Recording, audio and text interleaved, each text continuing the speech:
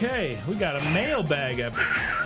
Yeah, a little dust on that. These have been around for a bit. Been a while since we've done a mail episode. Yeah. Well, part of it is we didn't have a ton, so we didn't have the mail has slowed down to a pace that is very reasonable.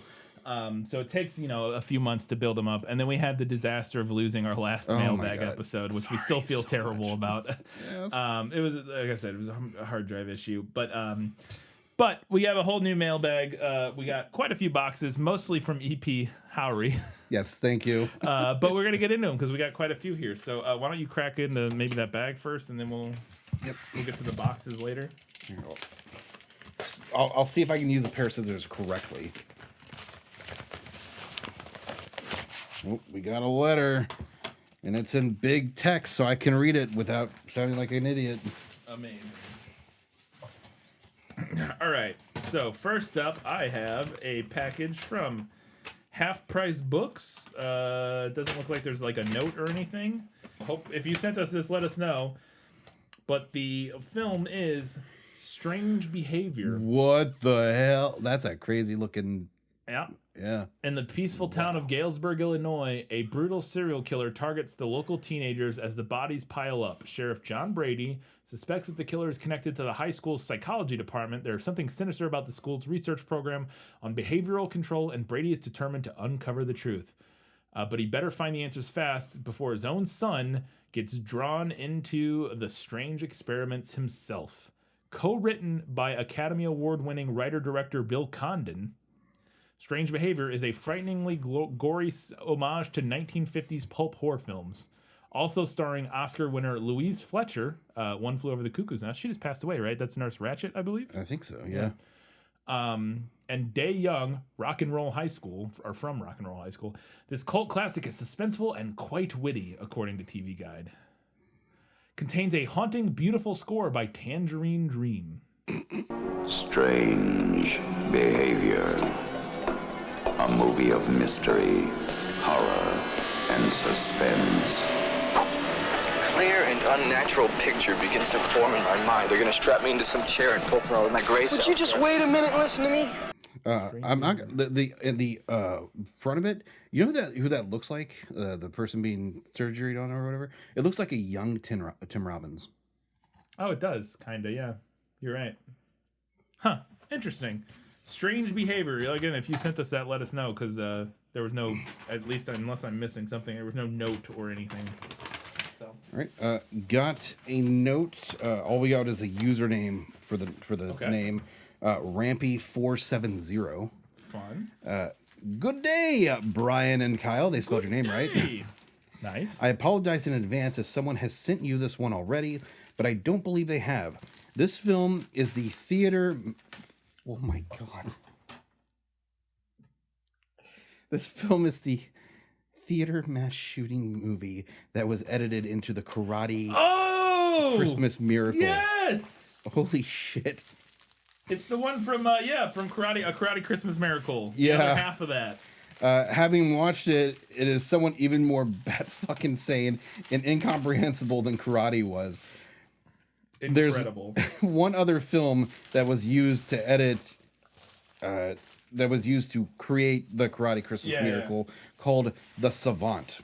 Oh my God. About an autistic high schooler being trained as an MMA fighter. Which eventually, I guess, makes sense for the wrestling. Yeah. One. Yeah. This is where the bit with Cove by the pool came from. Mark Cove, right. Hence why he's walking and talking about fighting creeds. I haven't seen it beyond what I needed to skim through and to locate the footage, because I can't imagine not being an offensive mess. I mean, I guess so. But it's on Tubi if we're interested.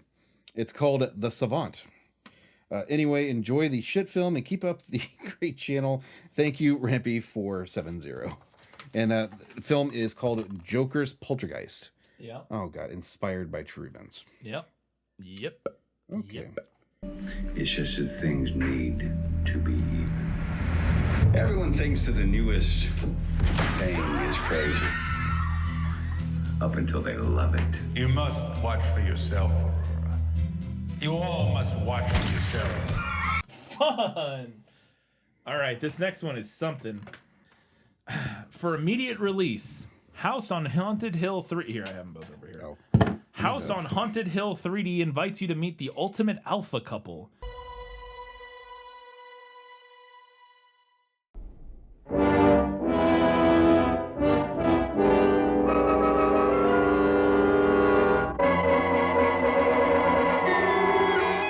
A peek behind the curtain after putting a movie through each phase of my ultra top secret Space Brains 3D stereoscopic conversion process, I sit back and watch the entire film to make sure that everything has been operating to spec.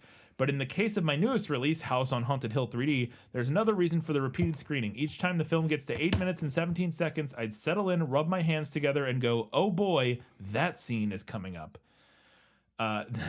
Which sounds, yeah. Okay. Doesn't have ghouls, doesn't have ghosts, doesn't even have Alicia Cook Jr. acting all creepy. Just Vincent Price and Carol Omart making a banquet out of their roles as the literally toxic couple Frederick and Annabelle Lauren. They're the Nick and Nora Charles of dysfunctional relationships, and it's only a shame nobody thought to put them in a series. Blah, blah, blah. Lots of stuff going on here. I'm Vincent Price, and you're invited to my party in the house on Haunted Hill, where so far the ghosts have murdered only 7 people. So, about Dan Parsons, and Space Brands 3D. Hi, I'm Dan. So I think the person who sent us this basically is using tech to create 3D movies out of non-3D movies, is what it sounds like. Okay. It says, I'm Dan Parsons, the DBA behind Upstart Company and the conceiver, developer, and sole practitioner of Space Brains 3D, a system that combines AI and manual processes to create a unique brand of dimensional entertainment.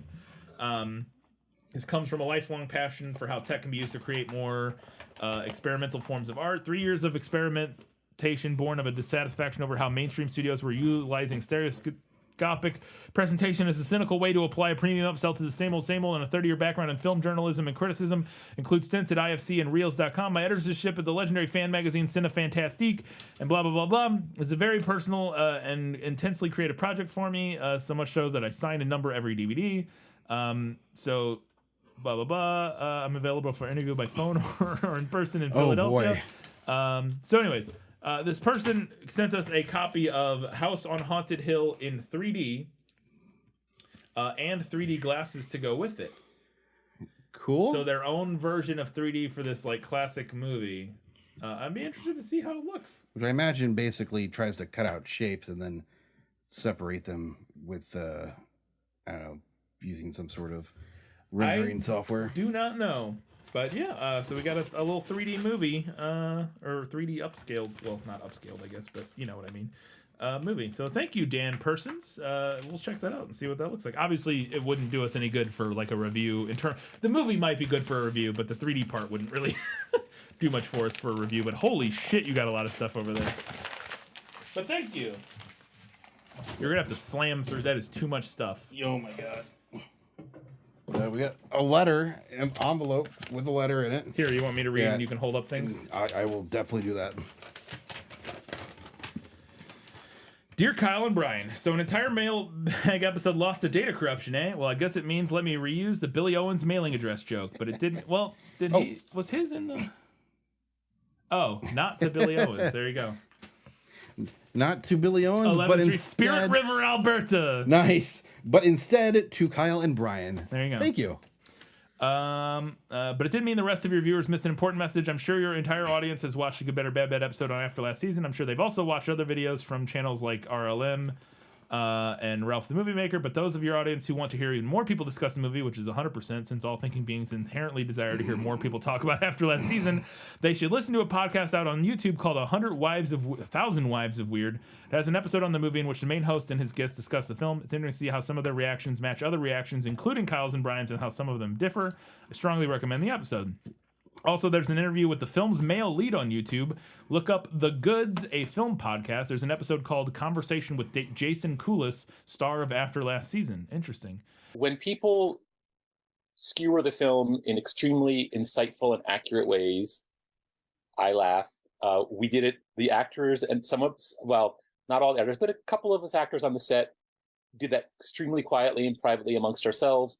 I've done it with my friends. I just haven't done it publicly.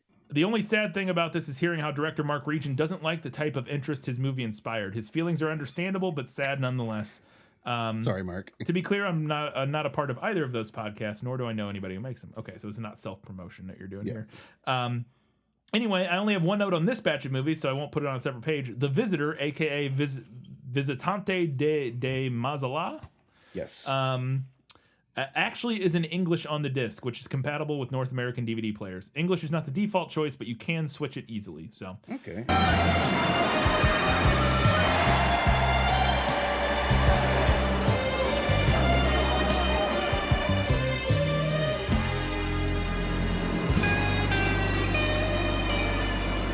Listening to the English dialogue has a chance of making the movie slightly more comprehensible. Let me finish with something I hope you already do. I hope that when you consider covering movies you've been given, not just given by me, but by all people who donate suggest movies, that you remember to consider the ones sent to you years ago. It would be a shame if some of the earlier donations were forgotten. Obviously, you can't cover all the movies sent, especially by me, but I hope the earlier donations still have a shot. Also, hope you're both doing well. Keep enjoying what you're doing. Leaping into the fray with your magic cyber swords of glee. That was a line from another letter, a line that never made it onto a mailbag episode. Hopefully it does this time. There you go. It probably doesn't hit as well without build-up in the original letter. That just means you should have read out all of the letter out in the first place. Now, sorry, your letters are a little long, EP Howery. Sorry. We appreciate it, but there's a lot. Now your audience will forever have missed out. In any case, appreciate what you do. Sincerely, EP Howery. Well, I mean, dude, we are definitely not without appreciation because this is fantastic. This is incredible. And I will say, all of the movies are in place. So we do. I very often will come into the studio, which is we have all the studios or all the movies. You can't see them, but all the movies are on bookcases behind us. They're just out of the shot for the most part, just behind us on bookcases. So I will literally come in here and look through them and like pull them out and just. Randomly. I think we easily have 200 plus at least. Yeah, we have hundreds of movies, and but we don't just go from the most recent stuff. We will look at all of them and pull stuff randomly. It's just there's so many that it's, and then also we also do our own, and like it's just there's so many that it's impossible. Occasionally we'll find one that slips under the radar so hard that we have to be like we got to show this one off. Yeah, but it's really tough to like I said, at this point we have, I say, closer to 500. Maybe not 500, probably like 200, 300 movies, something like that. So let's go through. This, I guess, is it Italian or is it Spanish? That looks like Italian to me. Well, I don't know. Could be either. Yep. But we have that first one that you mentioned, Visitante des Mazala, which is whatever that you said that wasn't. Yeah, The Visitor in English. So there you go. Next up, we have Star Pilot, a kitschy sci-fi extravaganza restored in 4K. Wildly colorful adventure through the vastness of space. The screenshots on the back of this look pretty fun. So, Star Pilot. You know, that music helps me say something I've been thinking. Your eyes are very pretty. You're dull. And you know, I felt other sensations since Earth blood started flowing in my veins. It must be the first time I've ever thought about the future. Rocket, the detergent of the future. What do you got next over there? I've got The Monster Club, starring Vincent Price, Donald Pleasant, and John Carradine. It is the three of them put together in this darkly humorous cult horror gem. Boy, it seems like they're going through a bunch of like little stories. You don't have to, I'll find a clip or something. Yeah. Throw in something on that. Yeah. He likes to take you by surprise. He likes to leave a very special calling card. It was the best blood I have ever tasted. Next one, Eyes on the Werewolf. And looking at the back of this is definitely my kind of movie. So this is going to the top of the list. I know you said don't just do new ones, and I promise we don't, but this one is going to the top of the list. This looks exactly like my kind of movie. A laboratory accident leaves Rich blind and at the mercy of an unscrupulous surgeon who performs an accidental eye transplant. Unknown to everyone, including the doctor's band of organ-snatching murderers, the eyes were pulled from the sockets of a werewolf. All hell breaks loose when Rich, with the help of his horny nurse, a little person, and a lesbian detective, tries to extract revenge during the next full moon. Let's go. Rich, what is wrong with you? Please, Rita, I want you to go. Now! I'm not leaving, Rich. Maybe you should, like, lie down or something. Rich?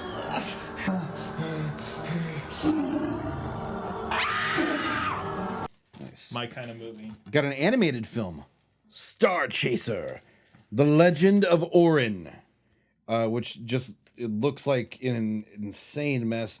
Get ready for a blast into hyperspace. Yeah, we've already done that one. I thought so. Okay. Blast into hyperspace with Star Chaser, an exhilarating animated sci-fi saga hailed as an excellent special treat for the family that brings an interplanetary excitement and adventure at an all-time high. There you go. In a distant galaxy, the darkened caverns of a cruel world hold the secret to a fantastic adventure. A quest to free a world from slavery and the universe from tyranny. A quest for truth, dignity, and freedom. Wild. Next up, we got Star Crystal. It's the year 2035, and scientists have discovered a new life form. They wish they hadn't. So there you go. It looks like maybe an alien kind of knockoff, basically, I would think, based on the pictures. Star Crystal. No! Roger, look out! Star Crystal, a new form of life and death.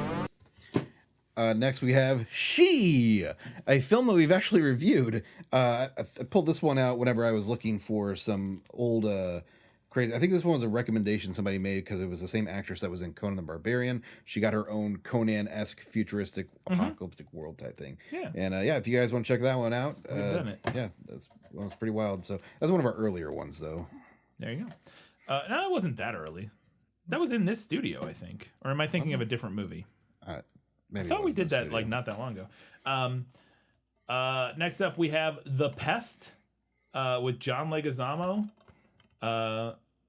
Just looks like a terrible comedy from the 90s. What kind of freakazoid would let someone hunt him just to collect $50,000?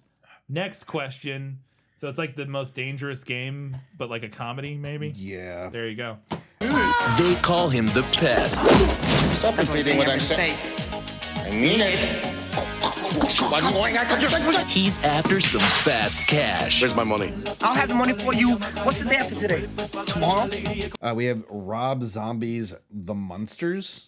Oh yes, I've seen footage of that. God, It looks terrible, horrible. Oh my! I've seen like the trailer, I think, for that, and it looks atrocious. I think it's on Netflix, or it used to be, I believe. It looks ridiculous. Yes, it looks really bad. But yeah, Munsters by Rob Zombie. Yes. So looking for a vision, a queen, true love.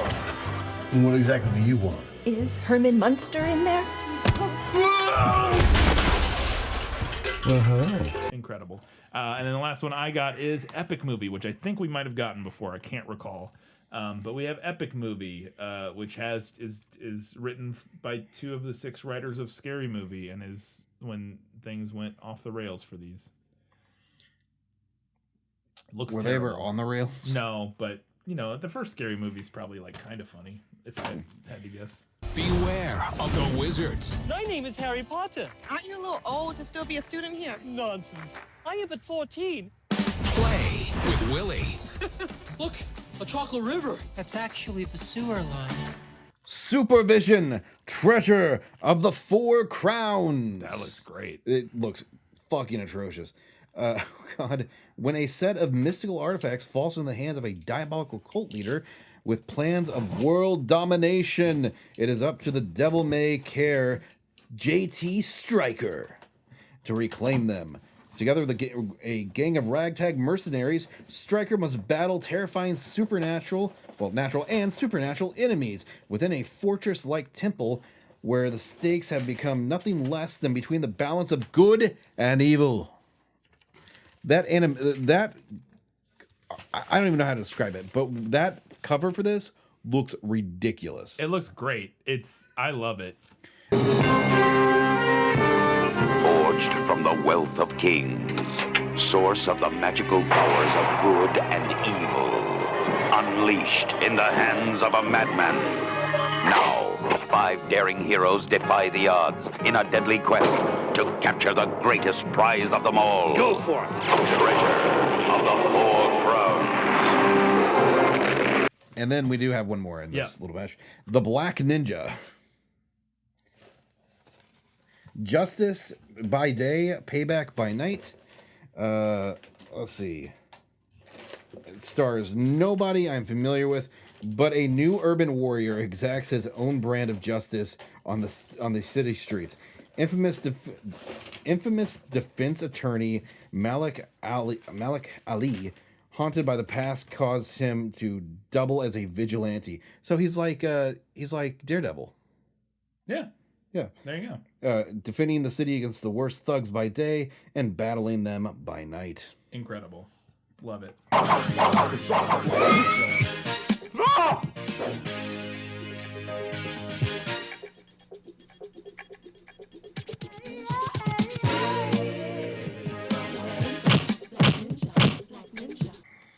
All right, thank you, EP Heart. We have another box from you here. Don't worry. We did get literally 100 movies. Sweet. Yeah. What is it? Like, what was? Does it say? It literally says the micro-budget cinema of Michael J. Murray from the years 1967 to 2015, and this just looks like an absolute mess collection. We'll definitely have to see about breaking into these, but it is 1, 2, 3, 4, 5, 6, 7, 8, 9, 10 films. Incredible. Okay. All right. Thank you, Buhari. Like I said, we do have one more package from you here that we'll get to in a second. This next one, though, Kyle, is exciting. We're gonna have to change cards at some point because we're not gonna be able to finish this. But dear Brian and Kyle, greetings. As a fan and patron of the show, I wanted to write to tell you guys how much I appreciate your content, which is consistently both hilarious and educational for someone without a film background. I've included a few items in this package for your enjoyment. First, 2 of my favorite bad movies for your collection: an amateur shot on home video for Brian, and a schlocky dumb 80s action horror movie for Kyle. First up, for me, Suburban Sasquatch. Oh God. 2004, the masterwork of David Waskevich. Southeastern Pennsylvania's answer to Neil Breen, engineer by day who lives right down the road from where I grew up and has made 6 or 7 high concept but truly atrocious movies through his production company. This is probably his best known, combines the creature effects of Blood Predator with the set dressing and hard-boiled investigative cop stylings of Alex Maisonette and a bit of Breen-styled Spirit Quest pretentiousness, and you'll have the idea. Hope you review this one at some point. I believe Red Letter Media has done this one before. It truly deserves exposure as one of Good Bad Cinema's great directors, but I'd have to check. Maybe this isn't the one they did. But yes.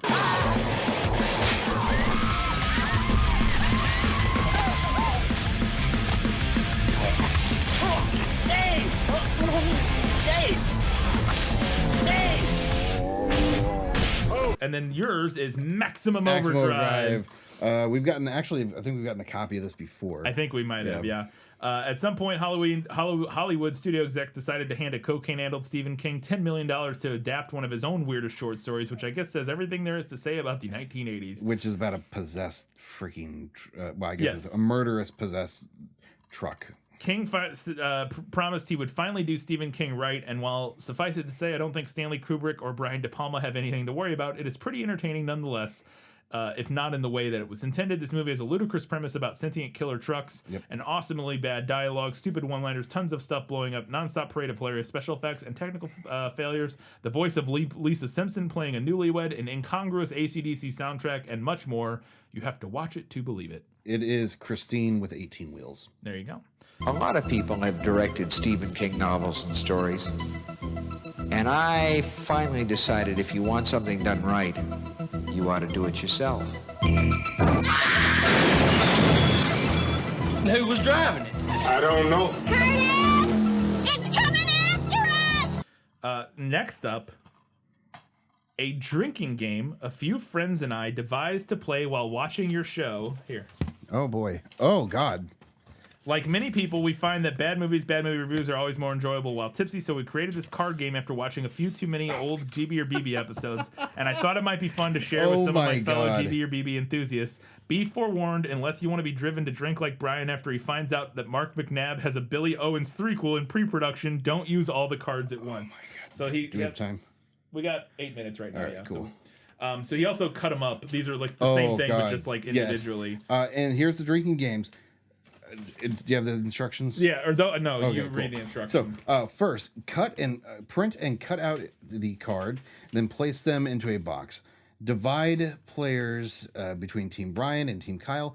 Pick out an even number of cards with Brian's face and Kyle's face, and double that number of GB or BB titles. So there's also what I'm gonna do is I'm gonna see if we can have this person send us like the files for this, so we can share the actual files, so people can make their own. So watch away when something describes one of the cards with a Brian face on it. Team Brian drinks. When they describe something with Kyle's face on it. Team Kyle drinks. When something describes one of the cards with the title on it, both teams drink. There you go. Have fun, don't overdo it.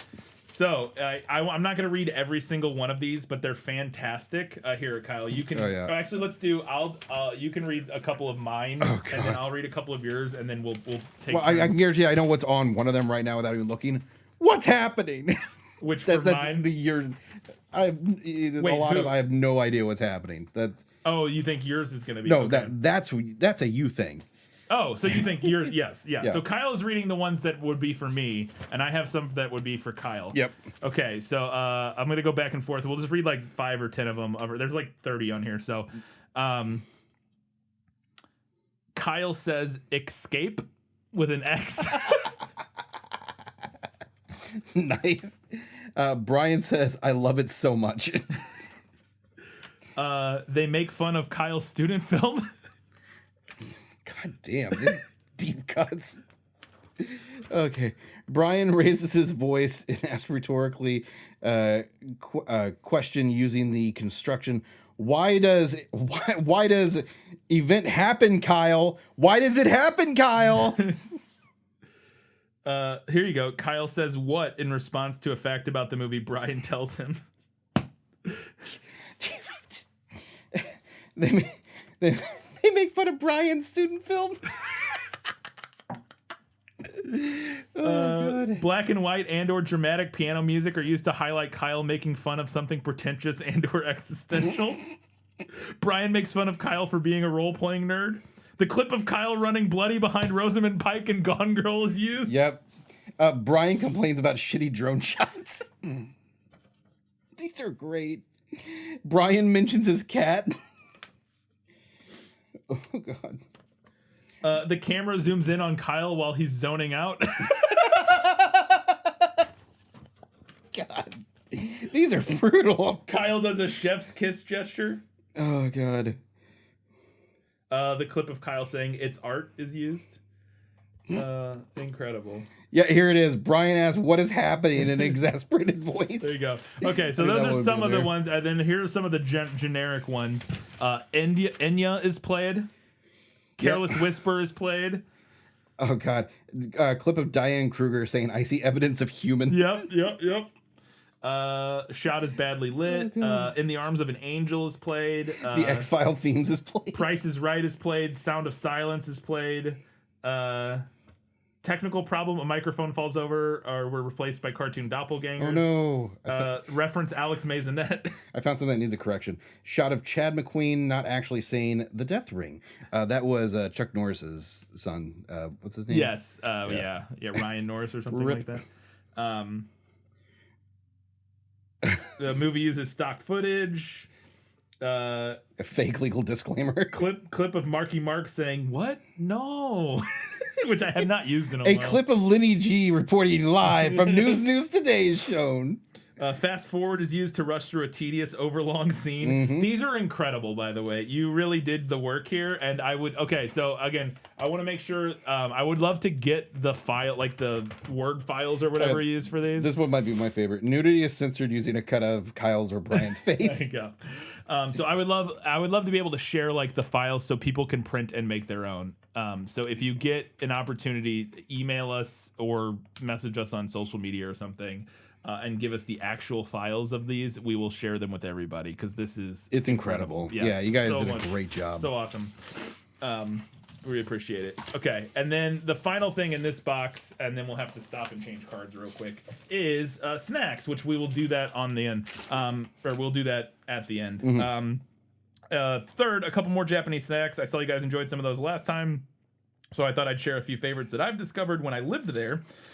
No desiccated buttholes this time. That was actually a dried plum, by the way. Yes, I remember that. Just some particularly tasty chocolates and crackers. Enjoy and keep watching movies. Greg. Thank you, Greg. That was incredible. Again, get in touch about this. I want the files so we can share this with everybody. They're great. And then, yeah, we'll have these snacks here at the end once we finish opening the rest of the mail. So, oh god, this is cram tight. We got a collection. Oh boy. Oh. Yes, that's amazing. Here, I'll read the note. You can take a look at that. All right.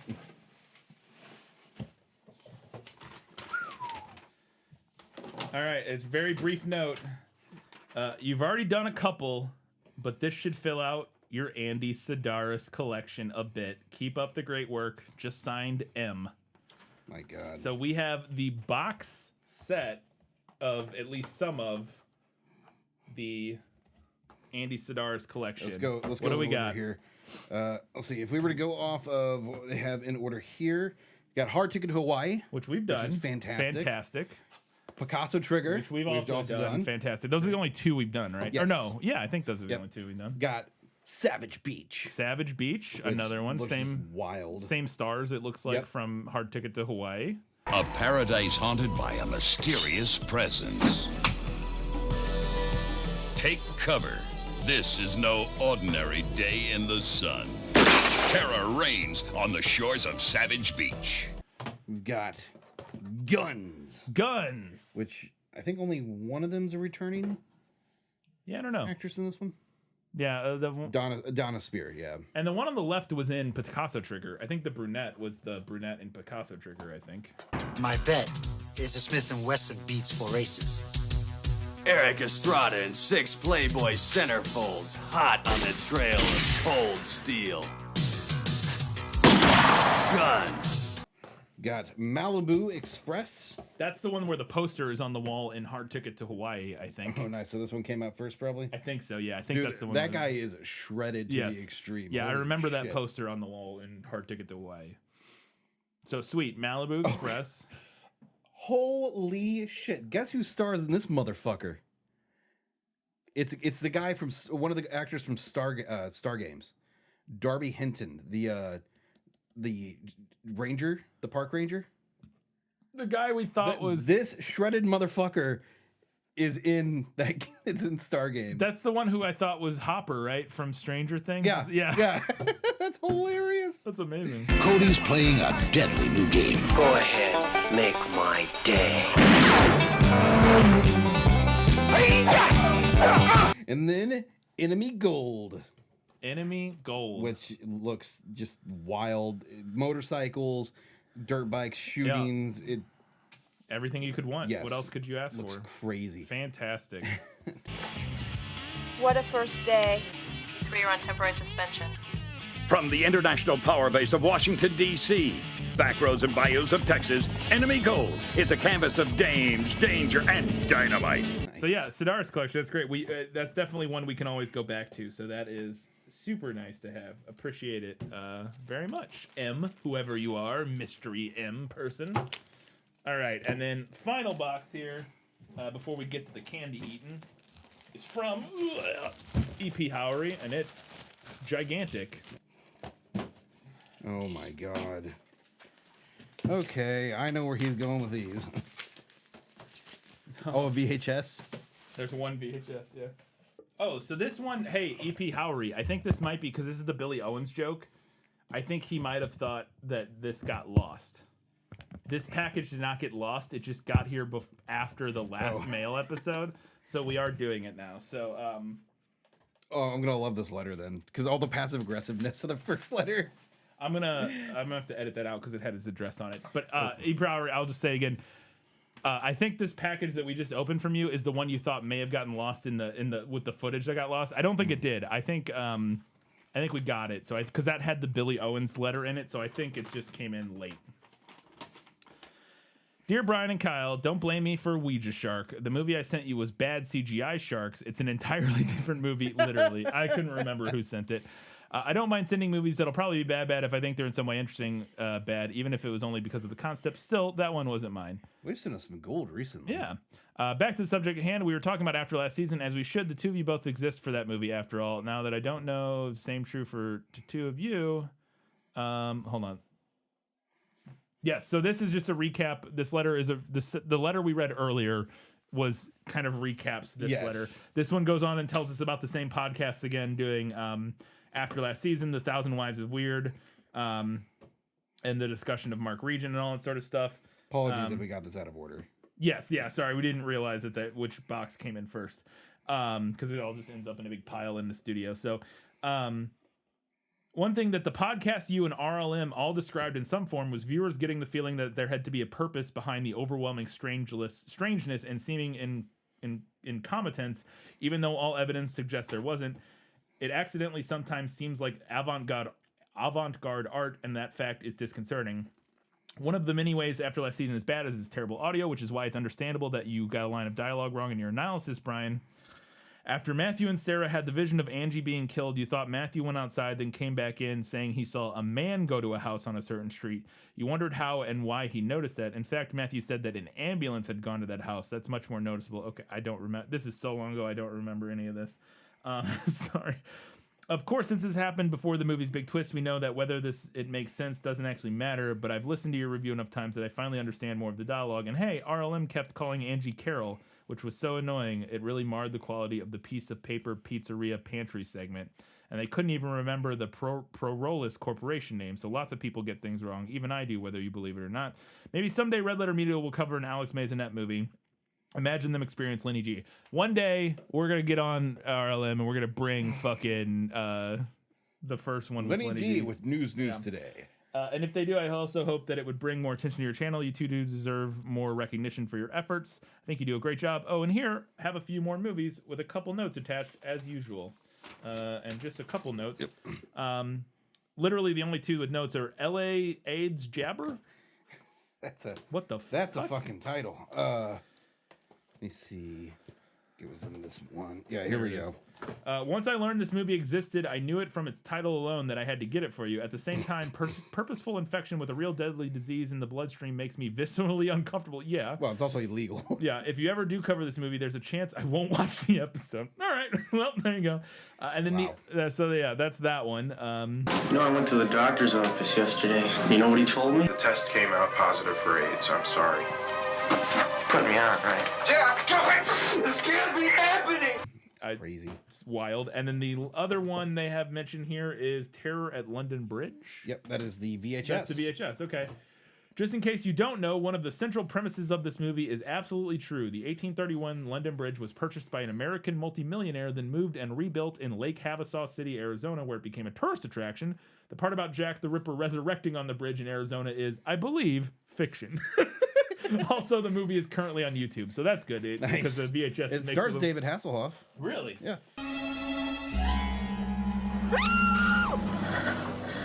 I could really use some company. Well? Oh, it's fine. You know, your attitude stinks, man. So there you go. So those are two of the movies that EP Howry sent. But we have more. We got a Wee Man movie. Elfman. Christmas has a new hero. Yes. Look at that. Incredible. It's Christmas Eve at the Harper House, and young Ryan and Casey are excited that their scientific father has finally perfected a new invention. But when Dad is kidnapped by a bumbling gang of thieves, Casey wishes on a magical doll causes Santa to leave behind... Hang on. This is really bad. But when Dad is kidnapped by a bumbling game of thieves led by Jeffrey Combs of Reanimator, Casey's wish on a magic doll causes Santa to leave behind a mischievous elf played by Wee Man. Cool. So Santa was there in the middle of delivering gifts, and then he got wished away? I don't. Sure. Okay. Who knows? He's like a superhero who has special powers, but doesn't know how to use them yet. Do I look like a superhero? Let's make Elfman a costume. We're not dealing with a troll. This is something far more evil. That's Elfman. I have another Christmas movie, Miracle in Toyland, which is a collection of classics. It looks like several, or no, I guess it's just one movie. But it's an animated movie about toys in Toyland. Jesse being raised by his father, a Top Gun instructor who is always too busy to be with his boy. When a training mission takes the colonel away on Christmas Eve, the boy is sent to stay with friends and cousin Gabrielle, who reminds Jesse they must think of others too. She cheers him up with a trip to Toyland, where all your wishes can come true, which turns out to be more than just a figure of speech as the toys come to life and lend a hand. So there you go. It's like an animated movie about Toyland. The treasure must be on the ship. Let's take it.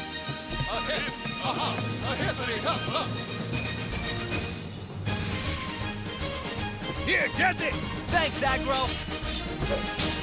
Hey, boy, watch your back. Clones of Bruce Lee. Bruce Lee has just died, and the BSI is swinging into action to salvage the situation. Aided by the brilliant Professor Lucas, cells from the martial arts master's body are removed and grown into 3 adult Bruce Lee clones. It also has Super Dragon as a additional film here by a couple of people. I have no clue who they are, but man, that's wild. These identical specimens of the late Bruce Lee are trained in all the martial arts through scientific techniques.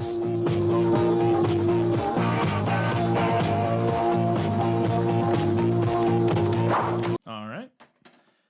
Next up, we have Pinocchio, A True Story, and this is that one that just came out, I believe, that has fucking Pauly Shore as Pinocchio. Did you see the trailer for that? Yes. It's got Pauly Shore. When can I be on my own? And John Heater. This is one where I actually kind of like an animated movie I would actually really like to do. It's a Russian film was redubbed to English, and that's so hilarious. It's like originally from Russia. Father, when can I leave to be on my own? I've got the whole world to see. You are too special, Pinocchio. The world is full of people who could harm you. Let's go, Tybalt! Great adventures away! Take the adventure. I did want to see the world, but I realized she is the most beautiful thing the world has to offer.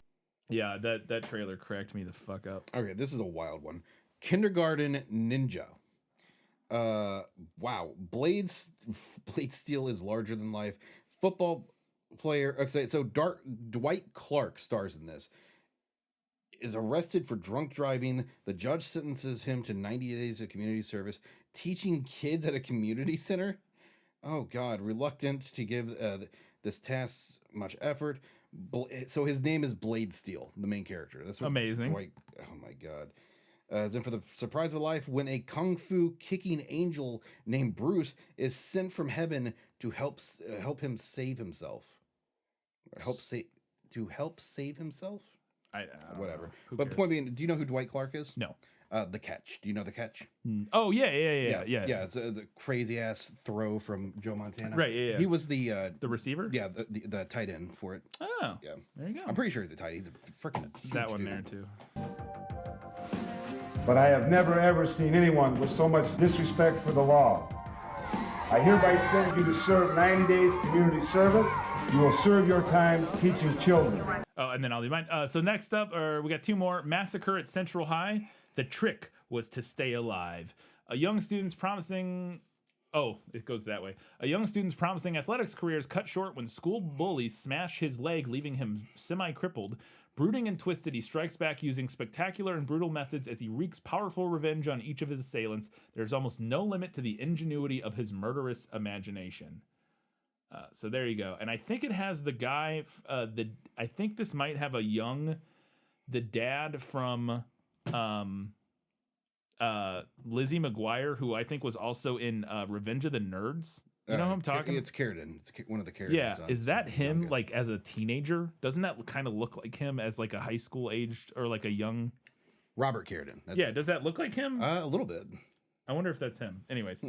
Welcome to Central High,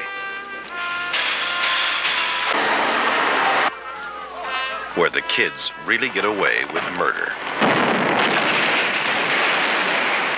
Then we have all 6 Leprechaun films. Leprechauns 2 through 4, In the Hood, and In the Hood 2. There you go. All of them? Leprechaun Or in the several Hood's of them? pretty crazy. And correct me if I'm wrong. Leprechaun in the Hood, doesn't that star Jennifer Aniston? I have no idea. I think so. Yeah, I think so. Warwick Davis, Ice-T, Leprechaun in the Hood. So I've only heard this guy's name in passing. And this is that one we got earlier, Yes, that collection. So this is a 10 movie collection for Michael J. Murphy, who I know did a lot of he was very early on in the body horror slasher type films. Yeah. And we got 10 films of his. The crazy thing is, this is everything, behind the scenes stuff. Oh, wow. Little documentaries That's and super stuff cool. like that. Additional surviving footage and stuff. It even came with a book. Yeah. It's literally everything you could possibly want to know about his work. Super cool. That's really awesome. I can't remember who sent this. Yeah, EP Was this EP Howery. Howery? Yep. Awesome. Yeah, that's super neat. Appreciate that. Thank you, EP. See about pulling one of these out. Magic, They all Myth, look pretty and wild. Mutilation. Yeah, take one or two of those, and then we can maybe do one. 'Cause I wonder if we can find them online somewhere. But anyways, that's super neat. Yep. All right. And then last thing before we wrap up here, we gotta try some snacks. So I'll see if I can get these in here. I'm gonna get one of each thing out here. So that's a taste of everything. You get one of those, and you get one of those, and then we share these big ones. Oh god, it's like a. All right, so let's start with a Kit Kat because I believe I know what this is. Is this like the lime Kit Kat? I think it might be green tea Kit Kat. Okay. Maybe. So it's a green Kit Kat. I think I know they make like a matcha or a green tea Kit Kat. Mm-hmm. I think that might be what this is. Oh, it smells good. Yeah.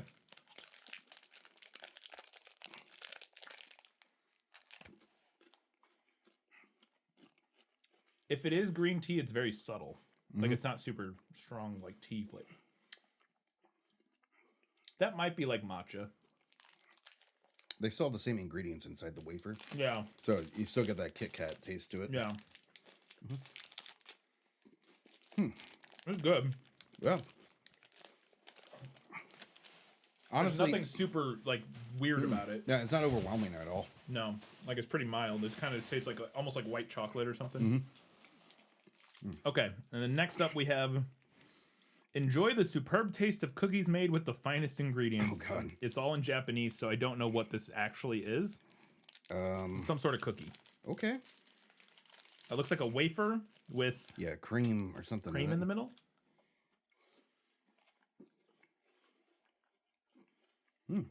Yep.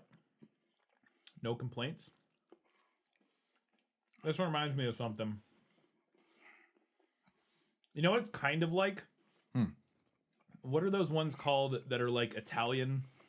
That are like they come in that bag, that white bag, and they're like a wafer with like chocolate in the middle. But they're god, you know what I'm yeah, talking I know what you're talking about. I have. It's no kind of like those. Yeah, kind of. These are very much like dip in like tea or coffee kind of biscuits. Yeah, good. Okay, let's see. I guess let's try this. So next up we have Calbee,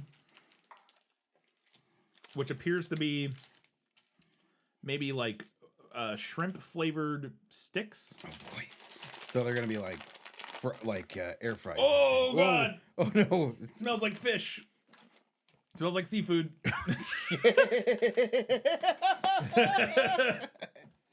Oh god.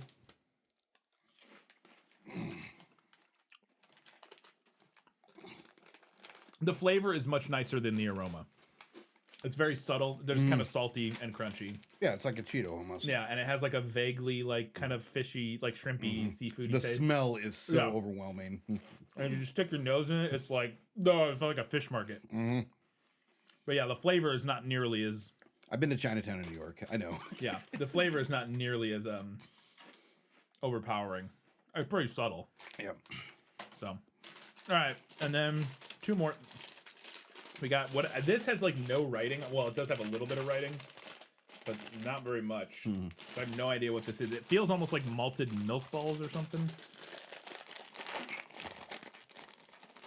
It's definitely. Oh, they're little mushrooms. That's so cute.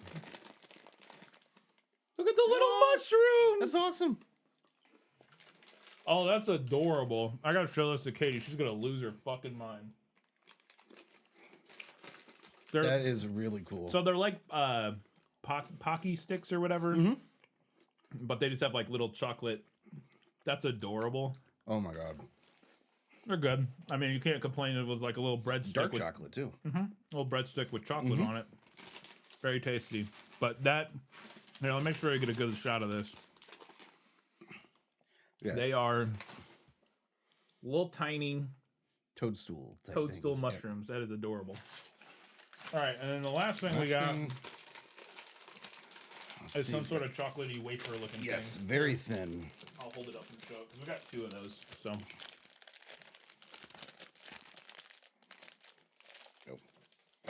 Here, try to snap off what you can. Oh, it looks like a it looks like an Aero bar. Kind of. Oh, it was like cookie though. Never mind.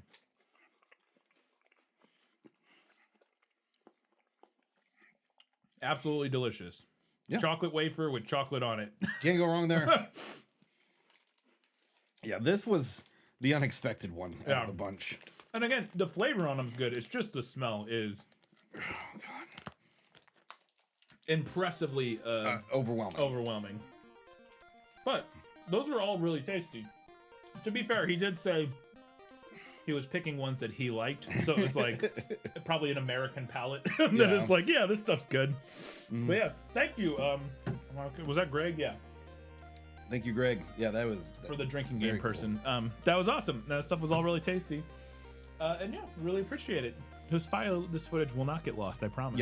Yes. Although I say that into the camera, if it did get lost, you'll never hear it. So great thing is the last thing we shot, so worst case scenario, it's the last thing that's left in the card. Yep, there you go. All right, that's gonna do it for this mail episode. As we'll put it on the screen if you want to send us stuff. We are now completely out. That is all of the mail we had.